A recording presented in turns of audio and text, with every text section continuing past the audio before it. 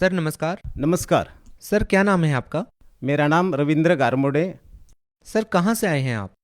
मैं तहसील नांदुरा, जिला बुल्ढाना, महाराष्ट्र से आया हूँ। सतगुरु रामपाल जी महाराज की शरण में आने से पहले आप क्या भक्ति साधनाएं करते थे? संत रामपाल जी महाराज के शरण में आने से पहले मैं जो परंपरागत भक्ति होती है, जैसे वैष्णव पंथ में दुर्गा जी की, गणपति, और हमारे नज़दीक संत है, संत नज़दीक शेगाव है, संत रामपाल आपल्या गजानन महाराज, इनकी मैं भक्ति करता था। आप तो बहुत भक्ति साधनाएं कर रहे थे, तो फिर संत रामपाल जी महाराज की शरण में कैसे आए? संत रामपाल जी महाराज के शरण में आने का भी एक माध्यम बना। टीवी चैनल पे संत रामपाल जी महाराज का सत्संग आ रहा था, तो संत रामपाल जी महाराज गीता खोल के ओपन करके बता रहे थे।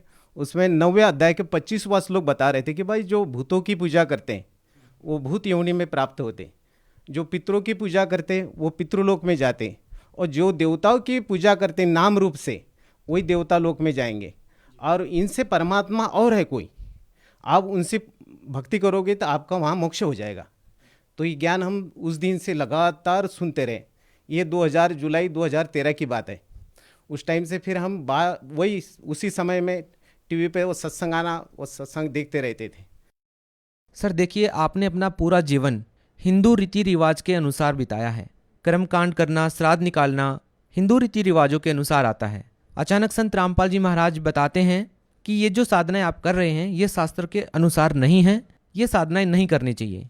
तो क्या आपको अजीब नहीं लगा कि संत रामपाल जी महाराज ये ज्ञान कहाँ से ले आए, या फिर संत रामपाल जी महाराज के अलावा जो भी हिंदू संत हैं उनके पास ये ज्ञान नहीं है? क्या आपको हैरानी नहीं हुई ये जानकर? क्या कहना चाहेंगे? हाँ बिल्कुल हैरानी हुई। लेकिन जब मैं भगवत गीता देखा, अपने घर में भगवत गीता रखी थी, मैंने ओपन करके देखा, भाई उसमें बिल्कुल जो का तो पाए, जो संत रामपाल जी महाराज जो सत्संग में बता रहे थे, तो मैंने जो का तो पाया कि भाई जब भूतों की पूजा करोगे तो भूत ही बनोगे। तो मुझे पूरा विश्वास हो गया कि भाई ये संत जो बता रहे हैं ये ज्ञान बिल्कुल सही है। सर देखिए, संत रामपाल जी महाराज का ज्ञान, संत रामपाल जी महाराज जी के सत्संग आपने टीवी चैनल पर सुने। संत रामपाल जी महाराज का ज्ञान बिल्कुल अलग है। संत रामपाल जी महाराज की जो वेशभूषा है वो आम किसी साधु संत से बिल्कुल अलग है। वो बड़ी बड़ी जटाएं नहीं रखते हैं, भगवा कपड़े नहीं पहनते हैं, मालाएं नहीं पहनते हैं। तो क्या आपको अजीब नहीं लगा कि संत रामपाल जी महाराज पूर्ण संत कैसे हो सकते हैं? नहीं, पहले तो यही विश्वास होता था कि भाई संत वही है जो जिसने दाढ़ी बढ़ाई है, या भगवे वस्त्र पहने हैं, या फिर जटा रखी है बड़ी बड़ी, तो उनको संत मानते थे। लेकिन ये जो संत वेशभूषा में थे संत रामपाल जी महाराज, इनका सीधा साधा एकदम सफ़ेद कुर्ता, सफ़ेद पैजामा, और एकदम सिंपल सा उनका वेशभूषा थी। लेकिन इनका ज्ञान बहुत गहरा था, बहुत गहरा। मतलब आज तक किसी ने बताया कि भाई ये ग्रंथों में क्या रहस्य लिखा है, वो उन्होंने रहस्य बताया। संत की जो पहचान है वो ज्ञान से होती है, तो वही ज्ञान उन्होंने जो बताया भगवत गीता में ओपन करके, तो उससे ज्ञान से प्रभावित होकर मैं संत रामपाल जी महाराज से जुड़ा। सर आपने संत रामपाल जी महाराज जी से नाम दीक्षा कब ली? मैं संत रामपाल जी महाराज की दीक्षा 31/10/2013 में लिया। सर सबसे बड़ी बात यह है कि संत रामपाल जी महाराज जी से जो भी व्यक्ति जुड़ता है वो ये दावा करता है कि बड़ी से बड़ी असाध्य बीमारी संत रामपाल जी महाराज से नाम दीक्षा लेने के बाद ठीक हो जाती है। सर इस बारे में आपका क्या अनुभव है? हाँ, मुझे अनुभव है। पहले जैसे मैं संत रामपाल जी महाराज के सत्संग टीवी पे देखता था, तो मैं भक्तों के अनुभव देखता था कि मुझे लगता था कि भाई भक्त तो बता रहे ये तो सही है नहीं है। लेकिन जब मैं संत रामपाल जी महाराज के शरण में आया तो मुझे भी असाध्य रोगों से छुटकारा मिला। सर आपको क्या बीमारियां थी? अल्सर था, मुझे बहुत भयंकर अल्सर था।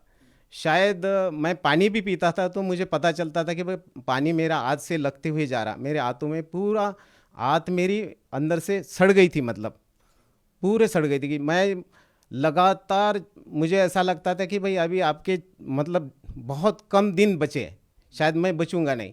तो मैं डॉक्टर, हमारे नज़दीक नांदुरा में डॉक्टर है प्रमोद पाटिल, उनसे गया, तो उनको मैंने अपनी प्रॉब्लम बताई कि भाई मुझे ऐसा ऐसे हो रहा। तो उन्होंने जैसे मैंने सिम्टम बताए, उन्होंने बताया कि भाई आपको अल्सर है, ये आप कुछ मतलब इसमें परहेज़ करना पड़ेगा, आपको तीखा मिर्च मसाले वगैरह चाय वगैरह छोड़नी पड़ेगी, आपको अच्छे डॉक्टर से सलाह लेनी चाहिए। तो उन्होंने मुझे फिर डॉक्टर प्रवीण जो अकोला में जनरल सर्जन है उनके यहाँ भेजा।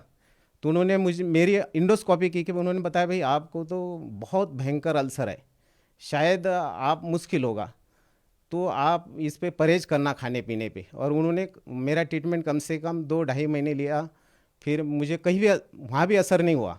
फिर मैंने आयुर्वेदिक भी ट्रीटमेंट ली, वहाँ भी मुझे कुछ भी असर नहीं हुआ। उसके बाद मैंने होम्योपैथिक लिया मैंने, उससे भी मुझे कोई असर नहीं हुआ। लेकिन जब मैं संत रामपाल जी महाराज के शरण में आया और 31/10/2013 को मैंने संत रामपाल जी महाराज से नाम दीक्षा ली और परमात्मा स्वरूप संत रामपाल जी महाराज ने मुझे आशीर्वाद दिया, उसी दिन से मुझे मेरा अल्सर ठीक हुआ। आज मैं ये गोली तक नहीं खाता।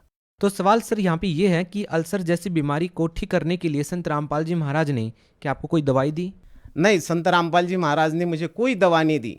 फिर कैसे ठीक हो गया? संत रामपाल जी महाराज जो भक्ति बताते वो शास्त्र युक्त है, उनके मंत्रों में इतनी ताकत है कि वो असाध्य से असाध्य रोग, कैंसर शरीर के रोग, चाहे कोई भी रोग हो, वो उनके मंत्रों द्वारा, उनकी भक्ति द्वारा, उस शास्त्रयुक्त भक्ति है उनकी, उस भक्ति के द्वारा ही वो सब दुख दूर हो जाते हैं। और उसके बाद ऐसे लाभ दिए परमात्मा ने। मेरी थ्रेशर में उंगली कटी थी।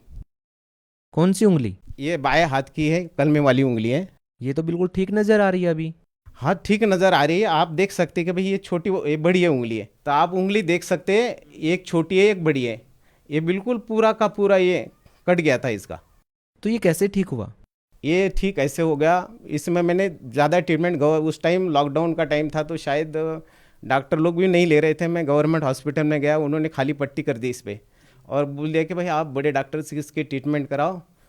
तो मैं संत रामपाल जी महाराज जी नाम दीक्षा ले रखा था, मुझे द्वितीय मंत्र भी मिल रखा था। मैंने द्वितीय मंत्र का जाप किया, तो इसमें जो मेरे को दर्द हो रहा था वो कम हो गया।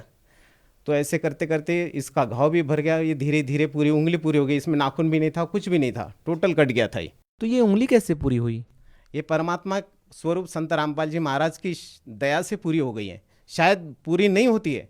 और आर्थिक लाभ हो गया, जैसे पहले खेती में कम उपज होती थी, अभी भरपूर हो रही है, पर संत स्वरूप संत रामपाल जी महाराज की दया से।